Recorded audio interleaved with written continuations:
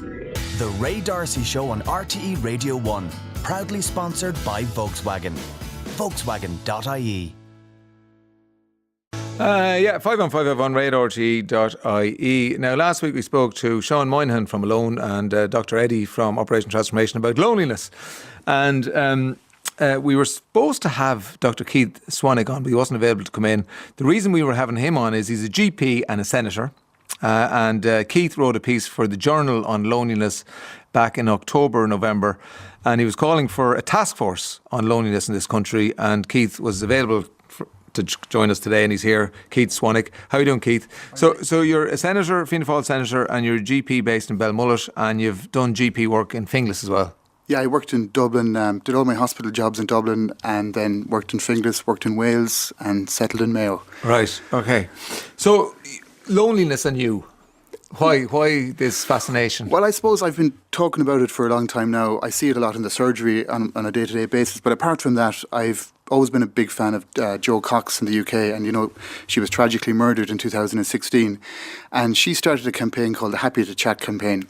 And after her murder then, basically what happened was a commission was set up, a task force, a loneliness commission. And it was chaired by Rachel Reeves and Seema Kennedy, two MPs from across party. And out of that whole discussion, there was recommendations made.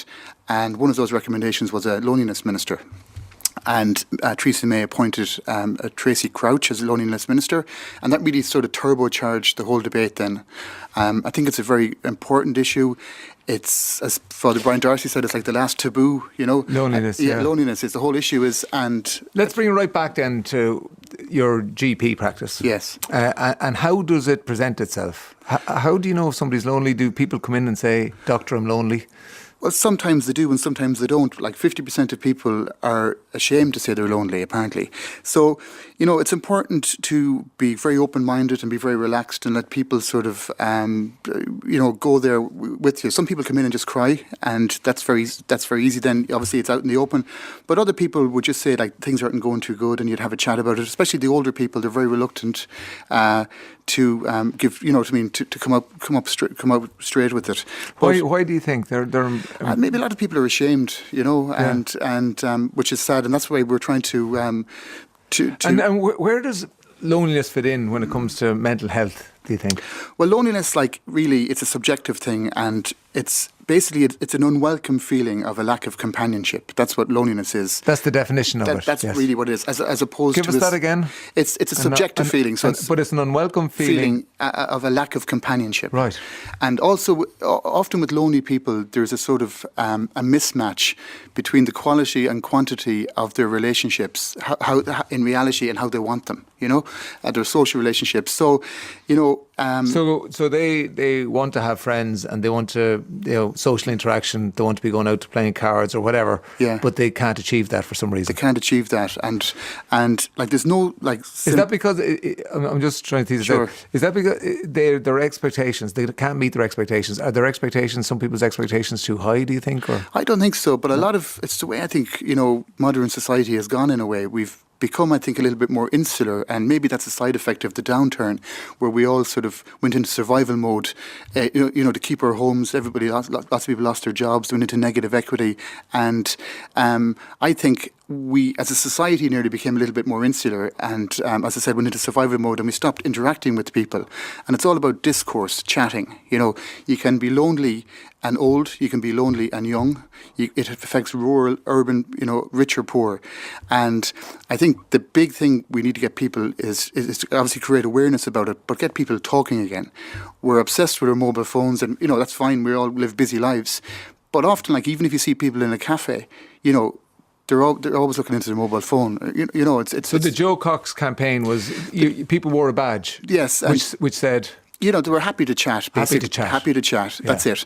And out of that campaign, the recommendations were that the minister was appointed, which she was, and as she said, she was proud to take on this generational challenge. That's the way she described it, and it really is a generational challenge. But there's so many people, like there's 35, there's 9 million people in the UK lonely. For So example. I was doing the extrapolating from that. So that's about 1 in 7. Yes. So if we're similar, 1 in 7 people in Ireland. Yes, yeah. So that's an awful lot of people. 500,000 people, Yeah.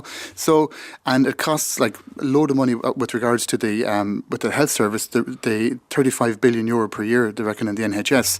So it's something that we need to Remind us about the health effects of being lonely. Yeah, so there's sort of mental health effects and physical health effects. So from a physical point of view, it's equated to smoking 15 cigarettes per day or being obese. It increases your mortality, so people who are lonely die younger. They have an earlier onset of dementia, and they have a higher incidence of depression. I'm just very hyper aware now of people at home who know they're lonely and feeling bad with that, and now they're hearing all of that on top of it, which is... Well, I think the big thing, Ray, like there's no simple solution, but loneliness does not have to be inevitable. That's the first thing. We need to get that message out there. And we need to get another message out there that it's simple acts of companionship will help defeat loneliness. And, it's going to be, the only way we're going to eliminate it is one conversation at a time. And that's very important to bear that in mind. We spoke to Don last week, and he was featuring Operation Transformation, and Dana visits him once a week for an hour. I think she's Dutch, and she comes to his home and they have a chat. And you could hear it in Don's voice that this has transformed his life. Yeah. Because he was very lonely. He lost his wife, who was his lifetime companion.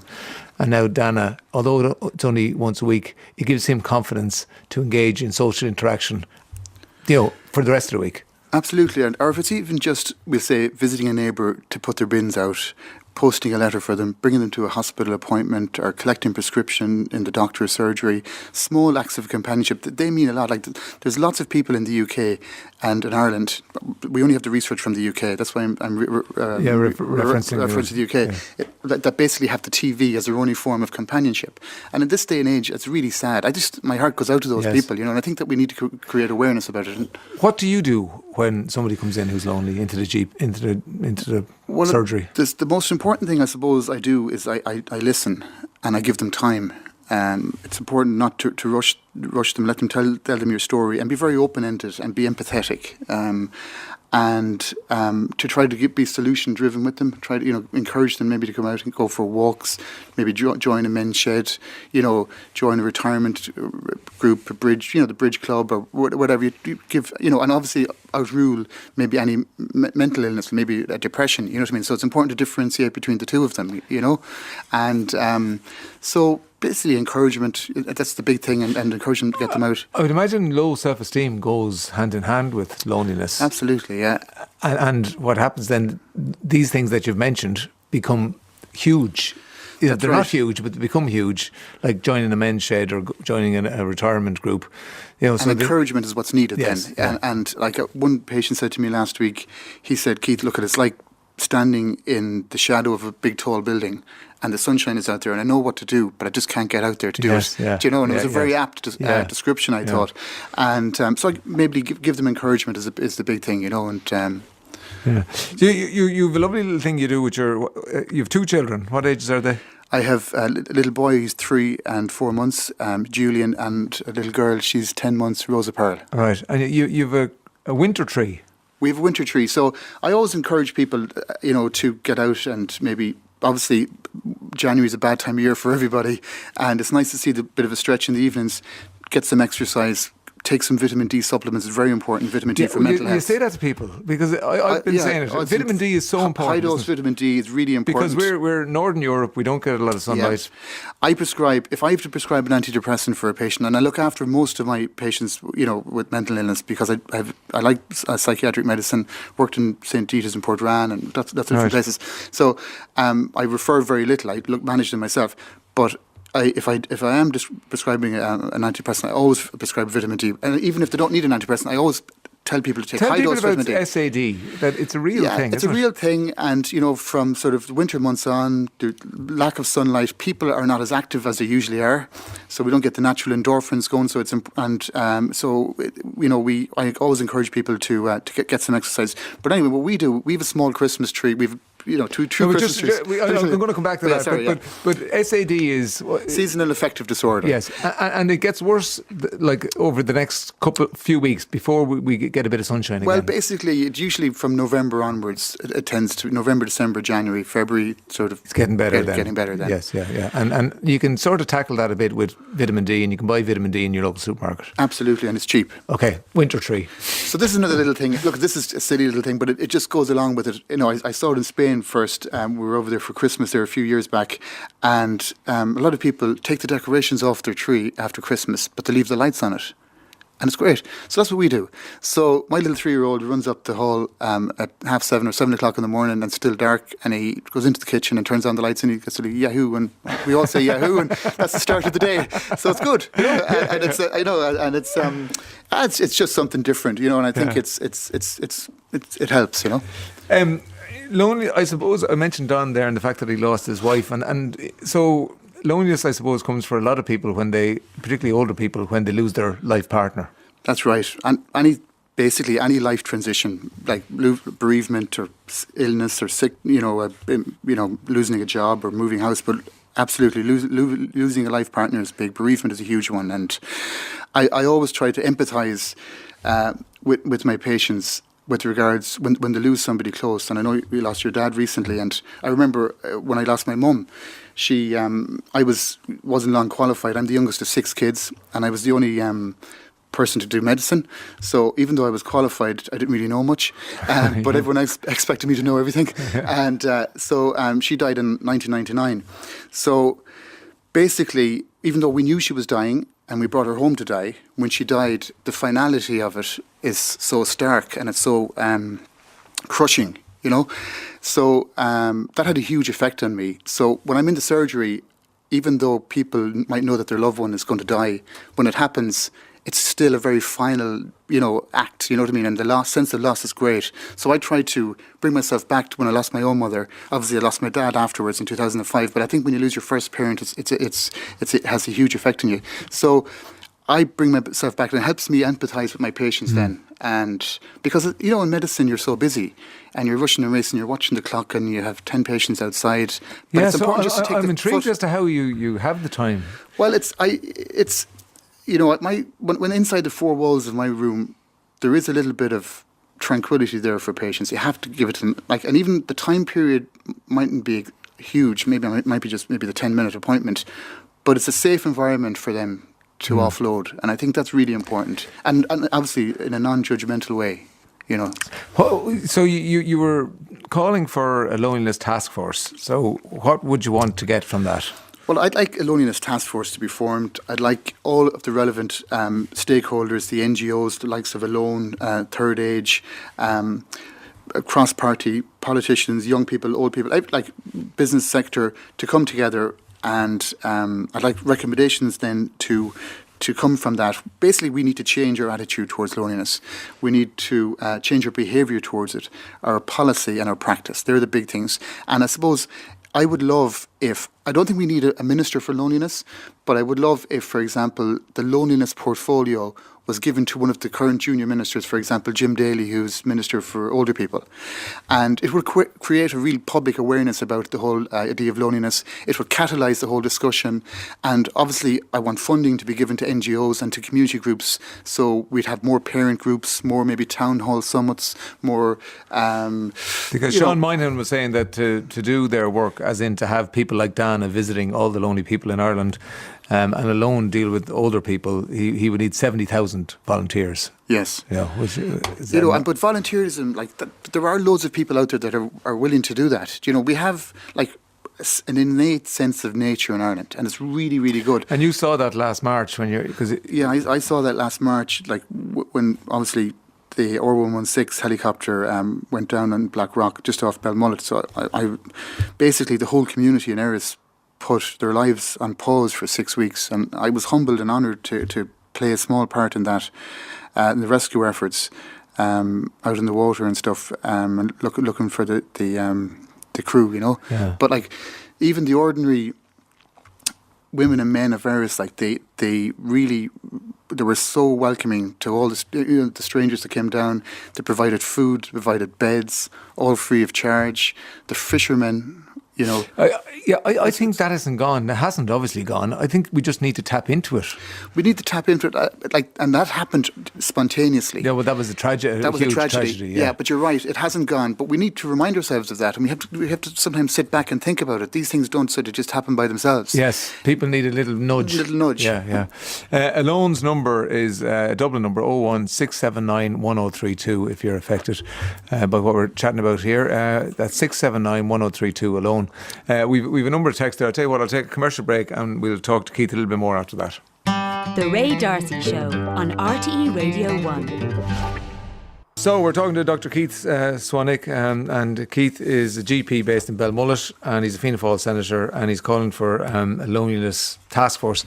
In Dr. Swanick's area, Belmullet, the local Irish Wheelchair Association collect elderly people each week and bring them into the centre to share a meal and socialise. A great service, which you might discuss as well. Absolutely, yeah. And all this is so true. I'm very lonely. My GP's answer was, "That's life." Very flippant and no appreciation of my suffering. I'm a widow, find people don't think I'm worth spending time with, makes me feel worthless. Even friends, family spend very little time with me, always slotted in, even though I love them dearly, don't want to give them my name. And I was just saying to you during the commercial break that it does depend on your GP. Like you say that you spend a lot of time with your patients and that you have a real interest in psychiatry and mental illness, whereas that person's experience is the complete opposite. True, but the other side of that is that it shouldn't be just down to GPs. I know, but for a lot of people, absolutely. The GP is the first it's port the first of call. port of call, yeah, and hopefully, and if they don't get an GP, I know it's very difficult, and very difficult. That can't be condoned either. You know what I mean? So is there general training for GPs in psychiatry? Yeah. Well, normally as part of your GP scheme, you might spend 6 months maybe doing psychiatry, but it's not obligatory. Do you know what I mean? And it does depend if you're interested or not. That's right. Yeah.